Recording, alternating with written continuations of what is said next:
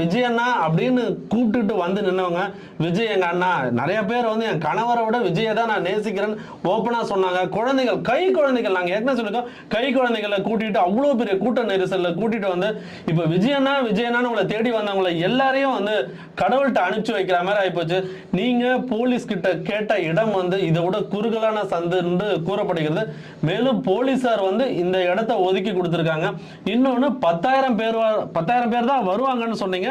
அதையும் தாண்டி கட்டுக்கடங்காத கூட்டம்.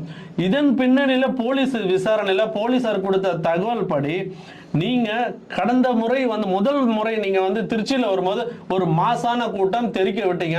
ஆனா அடுத்தது நாகப்பட்டினத்துல வரும்போது நீங்க கரெக்டான டியூரேஷன்ல வந்தீங்க, முடிச்சீங்க. ஆனா அந்த இடத்துல கூட்டம் குறைவா இருக்கு அப்படின்ற ஒரு பேச்சு வந்தது.